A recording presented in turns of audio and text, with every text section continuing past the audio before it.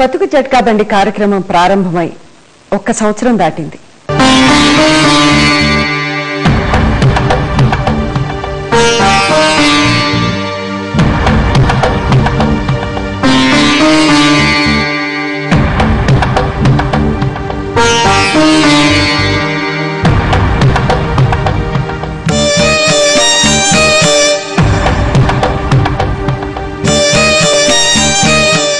శతమానం భవతి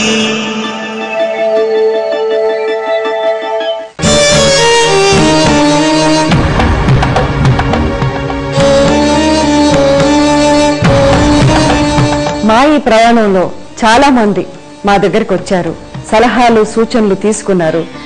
వాళ్ళు తిరిగి వెళ్ళి వాళ్ళ జీవితాలను ఆనందమయం చేసుకున్నారు. మా మీద నమ్మకాన్ని ఉంచి మా దగ్గరికి వచ్చి ప్రత్యక్షంగా కొంతమంది వారి సమస్యలకు పరిష్కారాలను వెతుక్కుంటే, పరోక్షంగా మరికొంతమంది ఈ కార్యక్రమాన్ని చూసి స్ఫూర్తిని పొంది వారి వారి సమస్యలకు పరిష్కారాలు తీసుకున్నారు. సమస్యలు ఉన్నవారే కాదు, సోషల్ అవేర్నెస్ ఉన్న కొంతమంది కూడా ఈ ప్రోగ్రాంని చూస్తున్నారు, మెచ్చుకుంటున్నారు. మరి వారిలో కొంతమంది ఎలా స్పందించారో మీరే చూడండి. జీటీవీ ప్రేక్షకులకు మీ అభిమాన హాస్య దర్శకుడు రేలంగి నరసింహారావు నమస్కారాలు. జీటీవీలో వస్తున్నటువంటి బతుకు జట్కా బండి ప్రోగ్రాం ఇట్స్ సింపుల్లీ ఎక్స్ట్రాడినరీ. భార్యాభర్తల మధ్యన వచ్చే మనస్పర్ధల్ని తొలగించి వాళ్ళని ఒకటి చేయడం, అలాగే తల్లిదండ్రులకు దూరమైనటువంటి బిడ్డల్ని మళ్ళీ తల్లిదండ్రుల దగ్గరికి చేర్చడం, అలాగే తల్లిదండ్రులను నెగ్లెక్ట్ చేస్తున్నటువంటి పిల్లలకి పిలిచి వాళ్ళ మైండ్స్ని సెట్ చేసి తల్లిదండ్రులను ఆదుకునే కార్యక్రమం చేస్తున్న ఈ బతుకు జట్కా బండి ప్రోగ్రాంకి hats off. Narasamma Kireeti episode, జీటీవీలో వచ్చిన ఎపిసోడ్ నన్ను ఎంత మనసు కదిలించిందంటే, యాక్చువల్గా మాతృమూర్తి గురించి మనం మాట్లాడే ఈ భారతదేశంలో ఒక మాతృమూర్తికి పట్టవలసిన గత ఇది అని నాకు అనిపించింది నిజంగా చెప్పాలంటే. మాతృదేవో భవ పితృదేవో భవ అనే పవిత్ర భావనకు కాలం చెల్లింది. నర్సమ్మ కిరీటి వృద్ధ దంపతులు కొడుకులు వాళ్ళను చూడక దిక్కులేని స్థితిలో మన దగ్గరకొచ్చారు.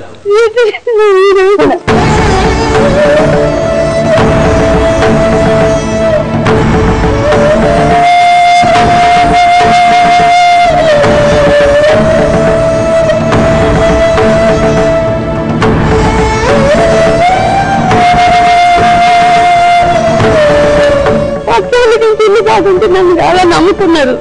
నాకు 5 పైసలు ఇస్తలేరు. ఇలాగే నాది జాగా నేను గంపకం చేసి కొనుక్కున్నా. 1,00,000 రూపాయలు వస్తాయి. 2 చిన్న కొడుకు పెద్ద నడిపడి అమ్ముకున్నాడు.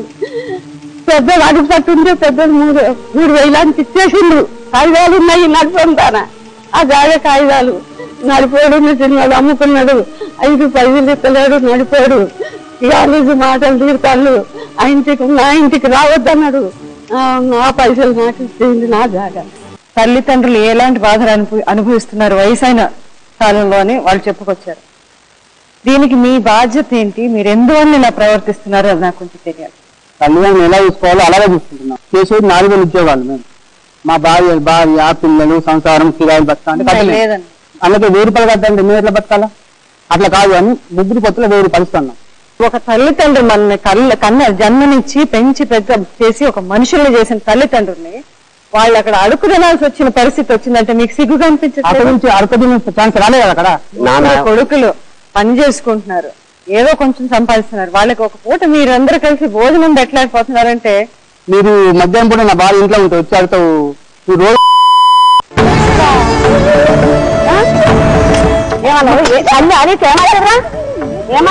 చచ్చిపోతావు. ఒకసారా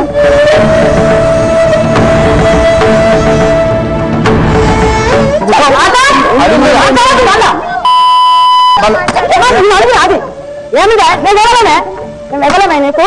నేను తోడబుట్టలేదా? నువ్వెవరా? మా పాలేదా? తప్పు చేయొచ్చు, కంచిపోకూడదు. ఇంత గోడ పడి కొడితే ఎట్లా మేడం?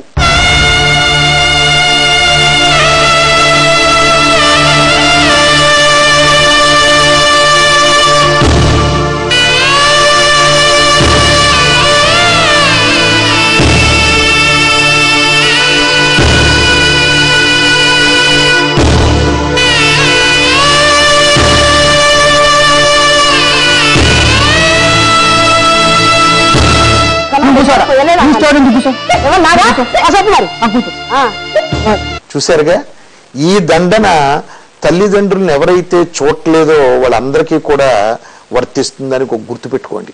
ఈ ప్రోగ్రాంలో ఎస్పెషల్లీ సుమలత గారి సామర్థ్యం గురించి మనం మాట్లాడుకోవాల్సిన అవసరం ఎంతైనా ఉందండి. మాటలు వచ్చినాయి మీ మధ్య గొడవలు పట్టి, ఆవిడ అనరాని మాటలు అంది, రావద్దను అంతటితో సరే, అంతవరకైనా పర్వాలేదు. కానీ ఆ తర్వాత వాళ్ళు అడుగు తింటూ ఉన్నా పర్వాలేదు, వాళ్ళు ఎలాంటి చావు చాచినా పర్వాలేదు అని అనుకోవటం అది కొడుకులుగా మీరు చేయాల్సిన పని కాదు. తల్లి తండ్రి యొక్క గొప్పదనాన్ని ఆ బిడ్డల్ని కూర్చోబెట్టి చెప్పి కన్విన్స్ చేసినటువంటి విధానం ఉందే, అది నిజంగా కూడా ఆవిడికి కృతజ్ఞతలు తెలియపరచుకోవాలండి. వాళ్ళు వయసు అయిన వాళ్ళు కాబట్టి వాళ్ళు ఉన్నంతకాలం కొంచెం ఈ హృదయం నుంచి వాళ్ళకి ప్రేమను కూడా పంచివ్వాలి. అప్పుడప్పుడు వాళ్ళని వెళ్ళి మీరు చూస్తూ ఉండండి, ప్రేమగా మాట్లాడండి.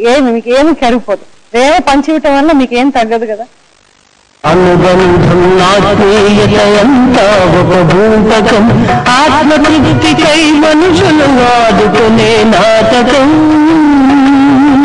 వింత నాటకం.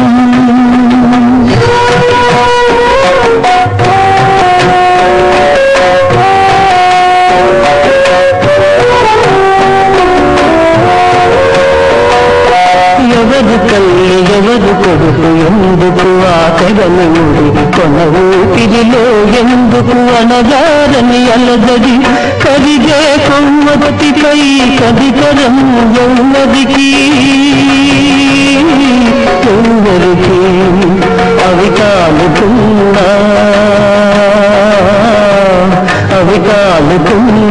వెలుగులే కావాలి. బతుకు జట్కా బండి కొడుకులను ఒప్పించింది, ఎవరెవరి బాధ్యత ఎంతెంతో విడమరిచి చెప్పింది. కానీ లాభం లేకపోయింది. వృద్ధ దంపతులు ఒంటరిగా మిగిలిపోయారు. ఆ చిన్నతనంలో ఉమ్మడి కుటుంబాలు అనేవి ఉండేవండి. ఈ ఉమ్మడి కుటుంబాల్లో ఏదైనా సమస్య వచ్చినప్పుడు పెద్దవాళ్ళందరూ కూర్చుని పిల్లల్ని కూర్చోబెట్టి ఇది మంచి ఇది చెడు అని చెప్పే కార్యక్రమం చేసేవారు.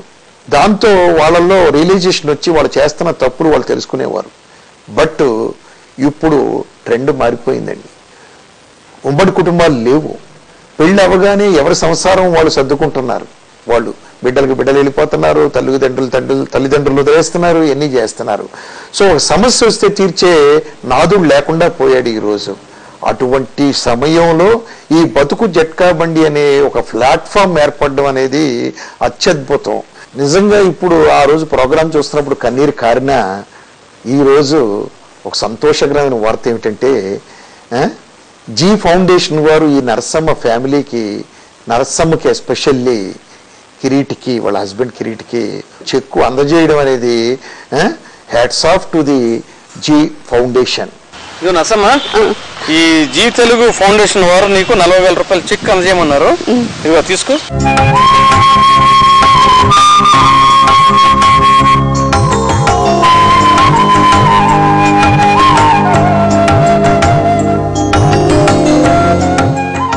జీ తెలుగు వారికి నమస్కారము.